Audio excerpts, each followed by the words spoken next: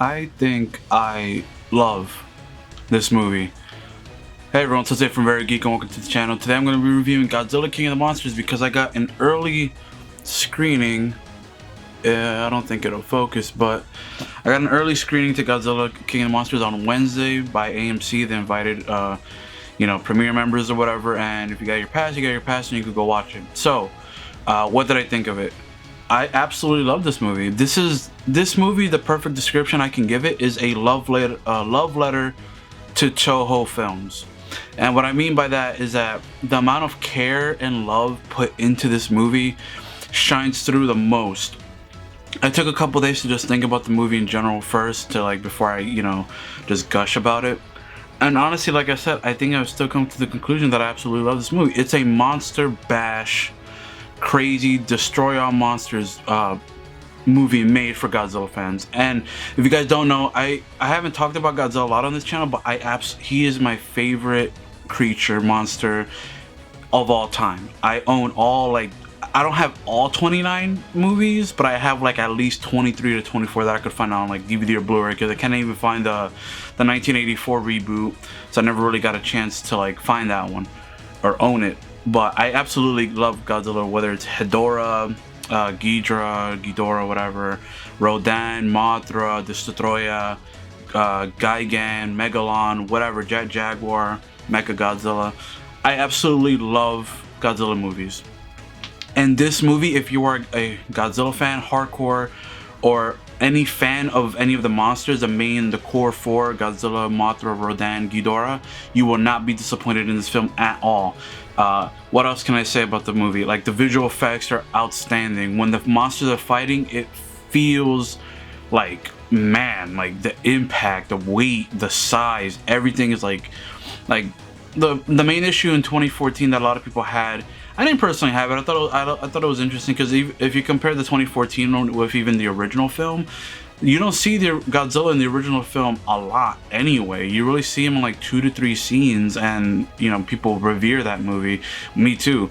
But I personally like the 2014 one. My problem was that movie's human element was very boring. Aaron Taylor Johnson's military character, I'm gonna be honest, he was boring compared to Bryan Cranston, who I was more invested in. Aaron Taylor Johnson's military guy was kind of boring. His own, even Elizabeth Olsen was kind of wasted in that movie. They didn't really get much to do. And in this movie, however, the human characters to me are a big plus. That's why I think I love this movie, is because we all know if we're going to a Godzilla movie, especially if you're a Godzilla fan, you know that you need human elements to be the boat that sells you through the movie.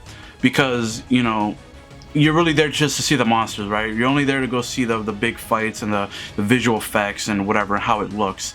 But the human characters were actually a plus in this movie. They're actually kind of interesting, especially with the main family, with Millie Bobby Brown, I believe Kyle Chandler, and Vera Farmiga. They each have their own motivations and reason as to why. For example, the husband has a reason he dislikes Godzilla for a certain reason, which is to me justifiable because of what happened. It calls back to the 2014 movie a lot. It's a big part of this canon, this MONSTERVERSE now. And I think Vera Farmiga's character is interesting. I'm not going to talk about her in depth because I think it's too many spoilers, but ultimately the antagonists and stuff like that work. The only character that I would say that was probably truly wasted was I forget the guy's name. The guy that plays Tywin Lannister in Game of Thrones.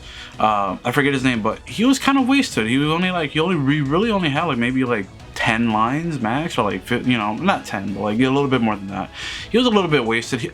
He's definitely, I feel like he's a setup for a much bigger role in the future. So we'll see what happens with him, because yeah. My favorite character though, and then you have your side characters. You have your side characters, right?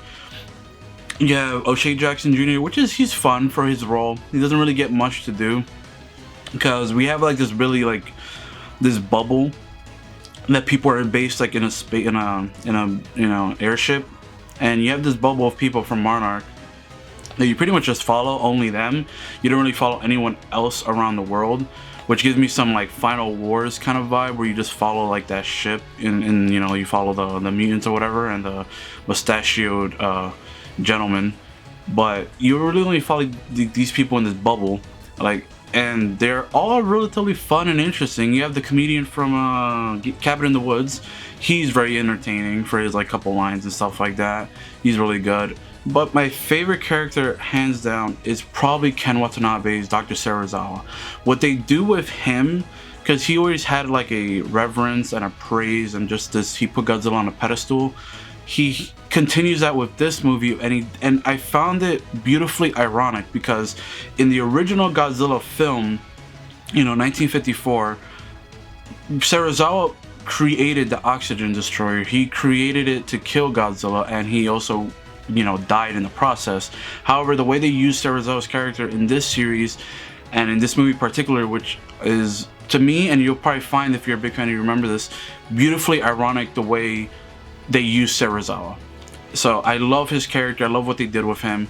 And yeah, also, if you are wondering about the origins of Ghidorah, Mothra, Rodan, and Godzilla, they do a very interesting job to like set up where they came from. You know, because the whole idea is that humans are the infections and Titans are the cure. You know, the Titans were the original, you know, inhabitants of the planet, and us humans kind of mucked it up, and you know, now we have pollution and all that stuff. But so that's the concept, and yeah, and that adds another layer to the story where I think it's pretty cool. Like they add this environmental aspect of it, and I think it works really well, especially considering the credits. So you'll see that. Don't worry if you're a hardcore fan and you know like certain elements from Mothra's backstory, you will love what they did with Mothra. I trust you will not be disappointed. Mothra is in present a literal goddess. Like the way she descends, the way she acts, Mothra is badass in this movie.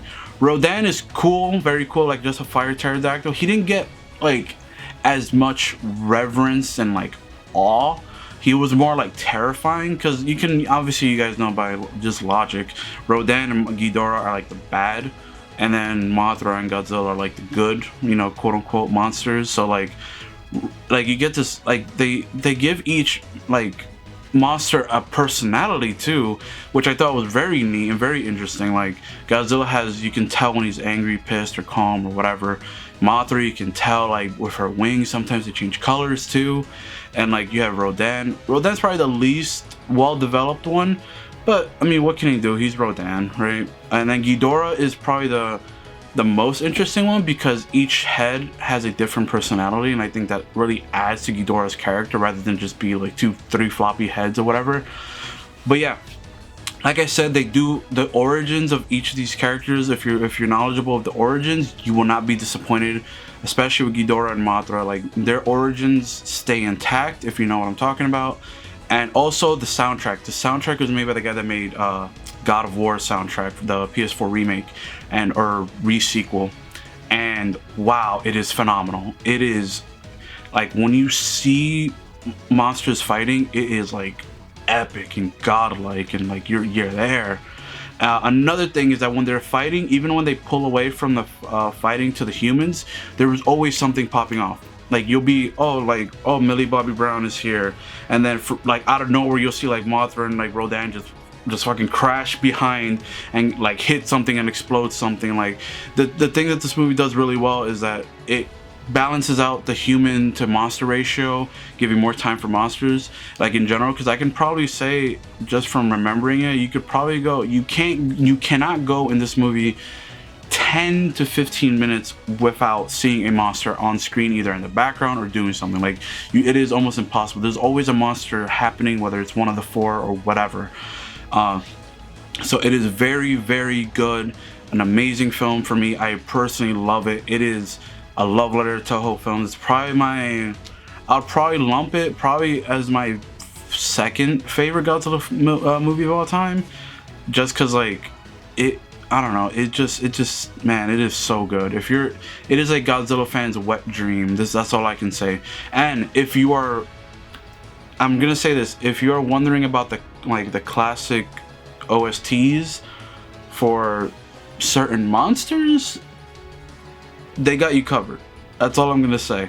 And there is one post-credit scene all the way at the end. There's like a mini picture in the first credits that you can see, but there's one all the way at the end that I won't talk about till later, because if you guys know the OG Toho films and stuff like that, that scene probably meant a lot more than to a lot of people, because a lot of people already just shrugged it off. So I'll make a video on that when the movie comes out, and I have a lot more things to talk about, like spoilers and all that I really want to talk about, because this movie is filled to the brim with Easter eggs and just references, and like just, oh, like I said, it is a wet dream for Godzilla fans. And the after credit scene is alone I have to make a video about, because we have to talk about that scene, because that is massively important and probably plays a big part in the next movie. But regardless, I hope you guys enjoyed my rating for the movie.